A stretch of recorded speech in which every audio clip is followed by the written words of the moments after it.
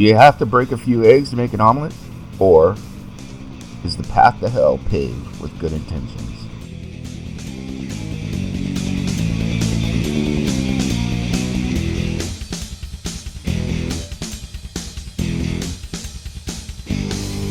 Straight out of the IE in the bowels of Southern California, I'm Nemesis, and this is my review for Birthright number 39.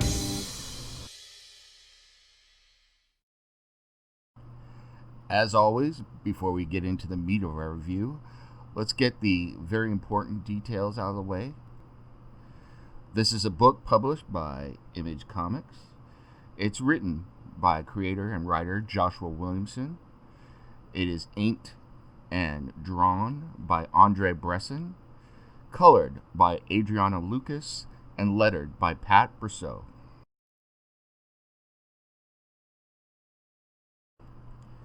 So let's dive right into this book. I talked a little bit about what I'm going to talk about here in my written review on Comic Crusaders, and if you're interested, go check that out at www.comiccrusaders.com. But at its heart, this story is really a dichotomy between two characters, in this issue in particular, between Mikey Rhodes, who is questing or fighting to get his way to the second character, who is Mastema. And it's about their differing views on how to save the world and what's wrong with the world, period. I think they both agree that the world is suffering from evil, and one of those evils is war and violence, and both of them want to do their best to try and stop those types of things. But Mikey Rhodes is the stereotypical hero, the guy who is really trying to preserve society and culture and is out there fighting to save not only those he loves but everyone around him. The more interesting character here, written by Joshua Williamson, is Mastema, and he really plays on some concepts and themes that have been in other stories before, but he gives us some unique twists here. So Mastema is the daughter of Lore, who is the God King ruler of Terranos, and Mastema hates her father. I mean, that is quite apparent. I'm new to the Birthright series, but was able to pick up on the general themes fairly quickly. And so you could see that Mastema is not happy with Lore, and Terranos and Earth have crossed paths with each other, and so now there's a war for existence going on. And Mastema trying to stop this evil of war, and from everything she's seen, I mean, she's obviously traumatized, decides on a third path. And it's this idea that we touched on at the very opening, which is, do you need to break a few eggs to make the omelet, or is the path to hell paved with good intentions? Because at her core, I think Mastema has the best of intentions for everyone. She wants to create a new world, a better world. But to do it, she is prepared to destroy everything and everybody. And so you really have to ask yourself this question: are the actions that you have to take, do the means justify the ends? And as human beings, we run across this all the time, and Joshua Williamson presents this wonderfully in this book with some really, really good writing, some good dialogue, especially between the two characters, Mikey Rhodes and Mastema, as they encounter each other and they're discussing their motives and what Mastema really wants to do. And it's very powerful writing. It's very good. Because the theme is not exactly a new one, I docked a little bit off the score, but the dialogue was very well written. It flowed well. The story holds together. It's coherent. And I thought the writing was very good. So I gave Joshua Williamson a 4.5 out of 5 stars for writing.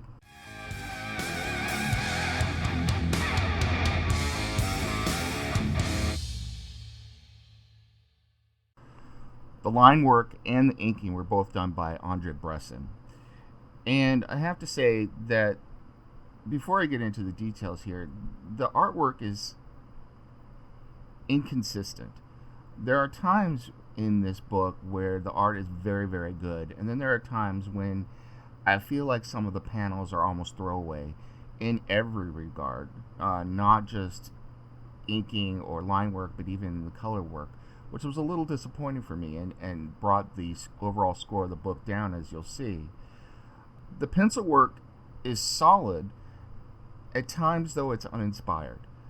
There are some panels which are incredibly dynamic and have some, very, very good drawing done. And then there are quite a few panels that are just mundane or boring, to be perfectly honest. However, there are enough panels, as you can see, in the book that are really, really pleasant to look at, that the drawing score is still pretty solid. And I gave it a 3.5 out of 5 stars.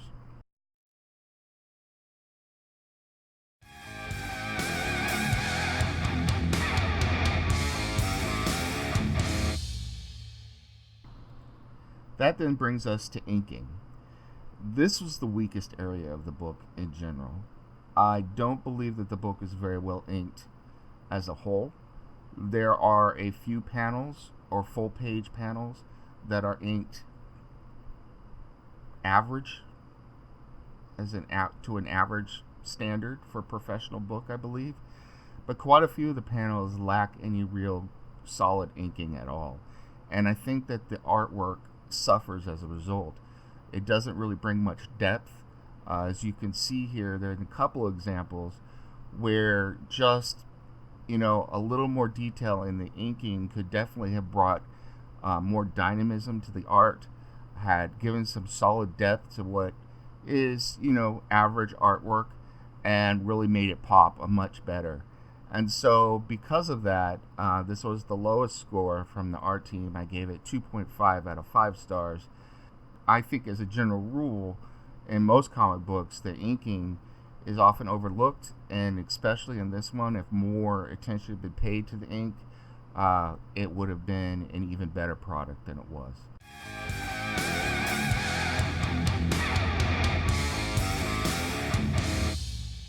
Finally, we end with color. And once again, it's just very inconsistent here. I'll start off with here, there's a few panels that you can see where the color is absolutely fantastic. Even though it's not a glossy book, the range and vibrancy of the color really comes out in these panels.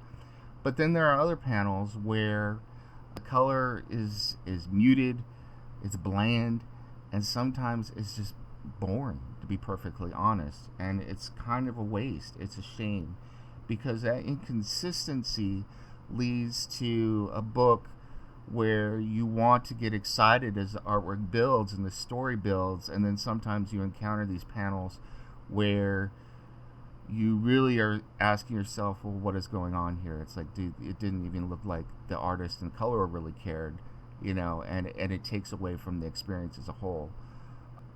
But because there are some panels, as I showed before, that are very, very well colored, it only knocked the score down to 3.5 out of 5 stars.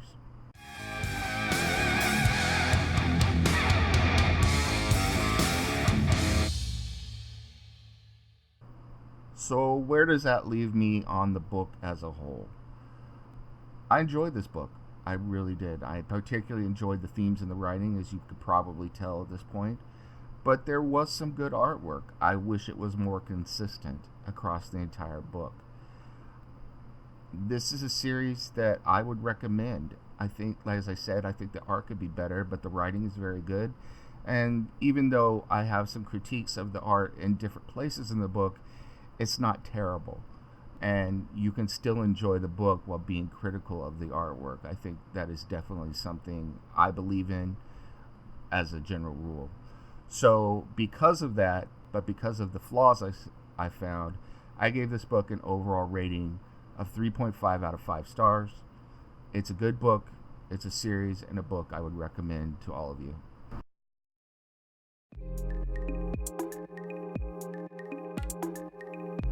Thank you. We hope you've enjoyed this Comic Crusaders production. For real-time news on all things pop culture, please feel free to follow us on social media. For articles, original content, merchandise, and more, please go to www.comiccrusaders.com.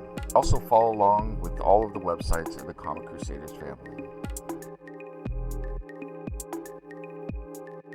As always, if you like this content, please click like and subscribe to the Comic Crusaders YouTube channel.